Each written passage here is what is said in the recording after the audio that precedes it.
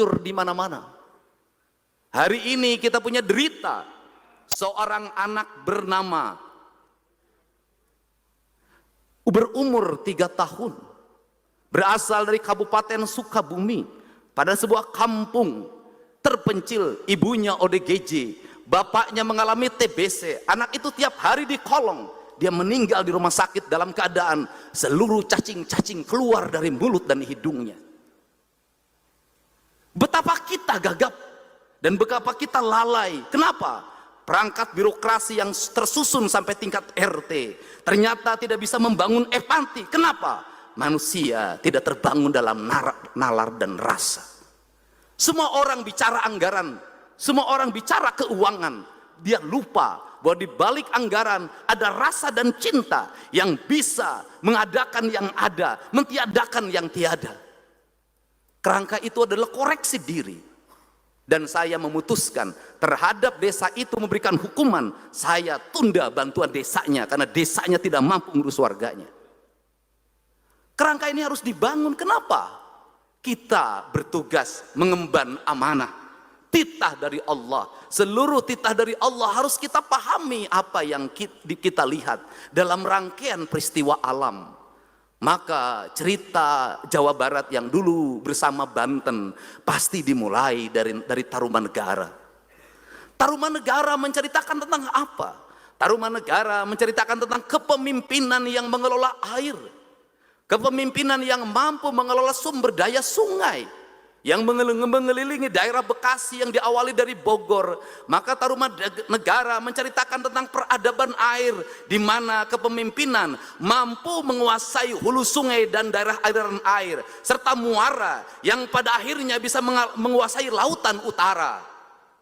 Cerita itu bukan cerita mistik, tetapi cerita fakta bahwa bangunlah peradaban Jawa Barat dengan apa? Melakukan normalisasi sungai di kali-kali Bekasi, di kali-kali Bogor, karena itu adalah bentuk peradaban. Dan hari ini tata ruangnya berubah, di mana sungai-sungai berubah peruntukannya, di mana sawah-sawah berubah peruntukannya, pemukiman menghampar di Kabupaten Bekasi, di Kota Bekasi dan Karawang, banjir dalam setiap waktu, kemiskinan tidak terselesaikan, perbedaan kaya yang miskin terus menganga. Kenapa? Salah dalam melakukan tata ruang. Litbang Kompas mengatakan salah satu titik kelemahan dari kepuasan 85% adalah 2 hal. Pertama adalah ekonomi, yang kedua adalah lapangan pekerjaan. Lapangan pekerjaan terjadi berebutannya di daerah industri. Kenapa itu terjadi? Karena kita lupa membangun konektivitas antara pendidikan dan lingkungan, pendidikan dan industri, antara dunia IT dengan keadaan masyarakat. Apa yang menjadi kelemahan masyarakat Jawa Barat? Matematik mereka kalah. Kerangka itu maka bergeser. Orang bercerita tentang Galuh. Cerita tentang Galuh bercerita tentang apa? Bercerita tentang bagaimana sebuah Tatar Selatan dibangun dalam kekuatan empati publik, di mana ada heroisme pengorbanan seorang manusia demi kemanusiaan, demi keadilan, yang pada akhirnya Galuh menceritakan tentang apa? Persenyawaan antara utara dan selatan, persenyawaan antara budaya pegunungan dengan budaya pesisir. Dan kemudian ada kesadaran kolektif tentang Pakuan Pajajaran. Kemudian di situ bicara tentang apa? Tentang budaya menulis di atas batu. Di atas batu mencerminkan apa? Sang Hyang Siksa Kandang mengatakan, Rama itu perumpamaannya itu seperti tanah, Resi seperti air, Prabu itu seperti batu. Maka Gurat Rama adalah civil society, keluarga yang harmonis adalah gurat tanah. Kepemilikan hak atas tanah adalah kekuatan sendi yang utama bagi sebuah masyarakat civil society. Gemah ripah, repeh rapi. Tidak mungkin civil society itu menguasai sebuah wilayah dan dia tidak memiliki hak pemukiman. Maka kebijakan berikutnya adalah hak kepemilikan atas tanah yang melahirkan hak kepemilikan pemukiman yang layak. Itu harus menjadi sendi utama. Disitulah Rama. Resi adalah lambang dari guru, dosen. Maka dia punya karakternya air, dia jernih, dia menenangkan, kemudian dia mensucikan. Seluruh rangkaian itu ada dalam piranti-piranti independensi pendidikan, independensi yang harus dibangun, di mana guru tidak boleh berpihak pada apapun, maka guru berpihak pada satu kebenaran yang objektif.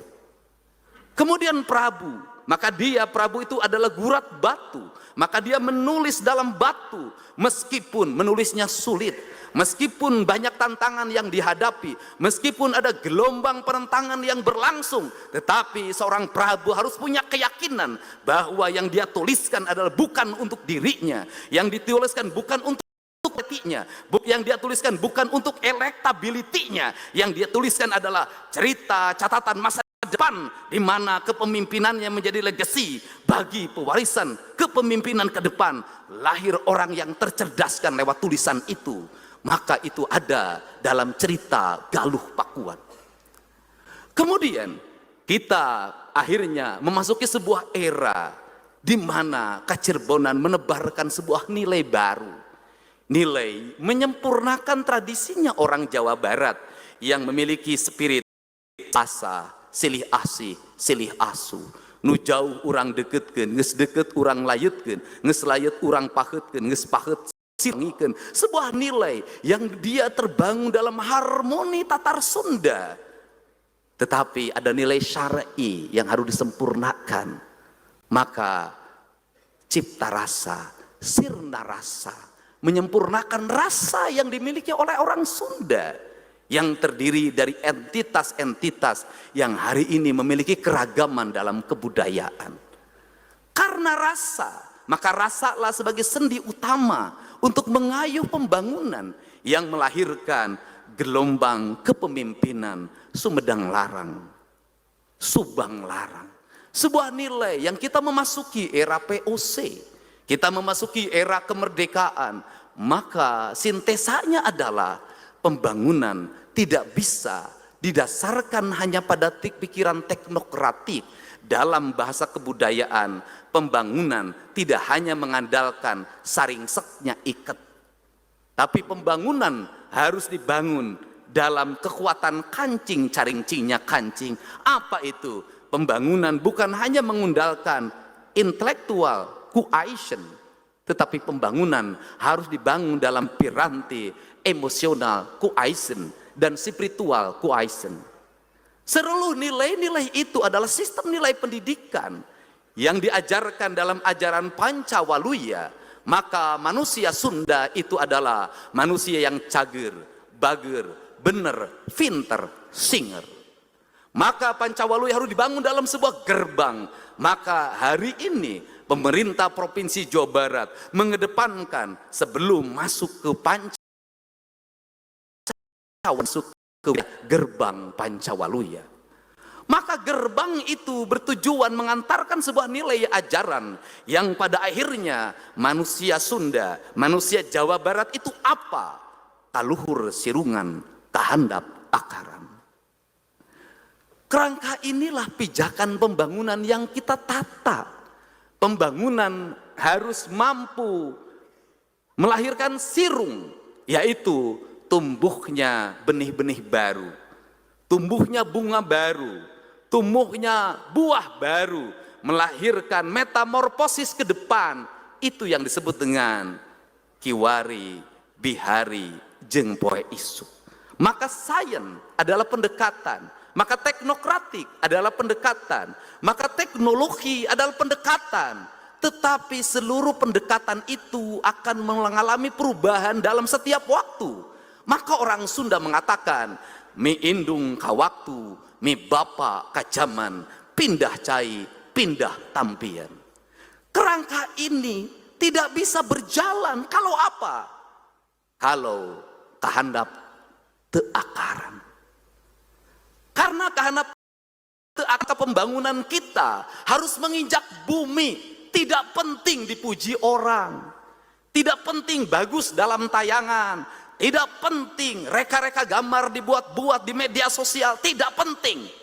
Yang harus kita ceritakan adalah fakta yang sebenarnya, bukan pembangunan kamuflatif, Kalau pendidikan dasar di kita masih bermasalah, katakan bermasalah. Kalau masih ada anak SMP yang tidak bisa baca tulis, katakan itu terjadi. Kalau ada kematian ibu yang melahirkan, kematian anak, katakan itu terjadi. Kalau masih HIV-nya meningkat, katakan itu terjadi. Untuk apa? Agar kita bisa meraih sintesa. Maka seiring dengan perkembangan media sosial, di mana rakyat Jawa Barat hari ini mengenal TikTok, hari ini kita bisa melihat fakta. Setiap hari rakyat bercerita tentang air bersih yang sulit didapatkan. Bercerita tentang apa? Gedung-gedung sekolah yang mau roboh tanpa toilet. Bercerita tentang apa? Jalan-jalan pemukiman yang rusak. Jembatan-jembatan yang mau roboh. Anak-anak menyeberang sungai Citarum menggunakan rakit. Anak-anak bergelantungan di kawat-kawat pengikat di Garut dan di Sukabumi hanya untuk sekolah. Itu cerita fakta kita. Dan seluruh fakta itu lahir lewat apa? Kesadaran publik warga untuk menceritakan apa yang terjadi di tanah Jawa Barat ini. Untuk itu, demokrasi yang dibuka, media sosial yang terbuka harus melahirkan apa? Harus melahirkan pemimpin yang peka. Harus melahirkan apa? Birokrat yang dia sidik sakti, indra waspada. Apa itu? Harus melahirkan birokrat panca sampurna. Celikna ngadangu, irungna ngangse, panona awas, letahna ngucap, hatena ikhlas. Maka konektivitas para birokrat untuk melihat perkembangan yang terjadi di jagat media sosial adalah kepekaan untuk membaca situasi. Para kepala desa harus membuka ruang rumahnya untuk dikunjungi warga dalam setiap waktu. Tidak bisa, warga harus datang dari ujung Garut, ujung Sukabumi, ujung Cirebon, terus-terusan ke Lembur Pakuan. Mereka terlalu jauh untuk berjalan. Para camat juga harus membuka diri, membuka ruangnya, terkoneksi dengan para bupatinya yang harus handphonenya menyala, terkoneksi dengan gubernurnya, maka kita bisa berjalan seiring dan sejalan, sarendek, saigel, sabobot, sapihanean, kacai jadi salewi, kadarat jadi salogak. Kalimat sa itulah kalimat jamak menjadi tunggal.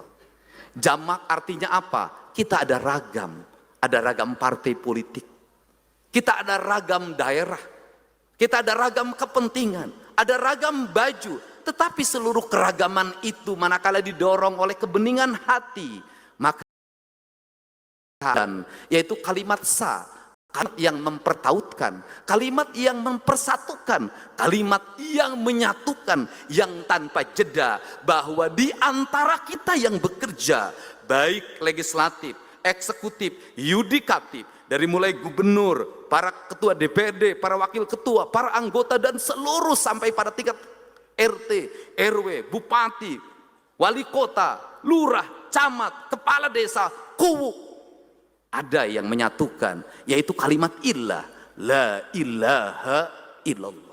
Kalimat ilah itu adalah kalimat keikhlasan, bahwa kita bekerja bukan untuk partai, kita bekerja bukan untuk dipilih kembali, kita bekerja untuk apa? Sebuah kita mengabdi pada tatar Sunda, pada tatar Jawa Barat, untuk menghilangkan kemiskinan, menghilangkan kebodohan, mengangkat derajat orang-orang miskin dan anak-anak yatim yang didengungkan oleh Rasulullah sebagai sendi utama untuk membangun kemakmuran bagi warganya. Inilah kerangka pijak, inilah yang harus dibangun di antara kita. Kita membangun bukan untuk 5 tahun, kita membangun bukan untuk 10 tahun, kita membangun bukan untuk kita membangun untuk masa depan anak cucu kita. Kita dititipi gedung Merdeka ini hasil karya kolonial, kita dititipi gedung sate hasil karya kolonial. Pertanyaannya adalah, apa yang kita titipkan bagi generasi Jawa Barat ke depan? Kalau nilai-nilai filosofi yang mendasar. Untuk itu, semoga pembangunan di Jawa Barat, lembur diurus, kota ditata adalah rangkaian lagu yang tidak pernah berakhir dalam irama angin, irama air, irama matahari, dan kemudian pada akhirnya bisa memaknai simbol-simbol peradaban yang sering kali orang mengatakan kemusyrikan. Simbol peradabannya apa? Orang Cina mengenal yin dan yang, maskulin dan feminin. Sebagai bentuk peradaban dia mensimbolkan filosofi tentang manusia. Orang Sunda itu punya 3 simbolisasi. Yang pertama, kalau Laut Selatan itu mengambil filosofi kebudayaan Jawa, maka dilambangkan dalam simbol putri yang cantik bernama Nyi Ratu. Itu cermin bahwa laut kalau diurus maka dia akan menjadi putri yang sangat cantik, harus dijaga kehormatannya, tidak boleh diambil terumbu karangnya, tidak boleh lagi ada berbagai aktivitas yang merusak kelautan. Dan saya berterima kasih pada Bu Susi yang selalu mengingatkan saya untuk menjaga Laut Selatan. Kemudian yang kedua, simbol dari gunung dan hutan, maka orang Sunda mengatakan itu adalah Abah, Eyang, Uyut, Siliwangi, Maung, Pajajaran. Dia adalah lambang kehormatan. Gunung tidak boleh ditukar. Maka seluruh kehormatannya dijaga dalam simbolnya. Kenapa? Karena kemuliaan, ketentraman, dan kenyamanan rakyat Sunda tergantung bagi gunungnya. Kalau gunung dijaga kehormatannya, maka kita terbebas dari kemiskinan dan terbebas dari bencana. Yang ketiga adalah simbol dari tanah. Maka disebutlah Sunan Ambu, lambang dari seorang ibu yang harus dihargai dan dihormati. Maka perlakukanlah tanah yang kita pijak ini seperti kita memperlakukan ibu kita. Sunan Ambu dalam kaidah Sunda disebutnya adalah Ibu Pertiwi. Kalau hari ini tata guna tanah kita rusak, kalau hari ini tanah tidak pernah kita hormati untuk menerima air, kalau hari ini tanah menjadi rebutan hanya untuk menumpuk kekayaan, sesungguhnya kita adalah orang yang durhaka pada ibu kita. Untuk itu saya meyakini perjalanan 6 bulan saya memimpin dengan Kang Erwan adalah perjalanan yang baru meletakkan kerangka dasar. Apa yang kami raih dalam 6 bulan bukan hasil kami, tapi hasil seluruh masyarakat Jawa Barat.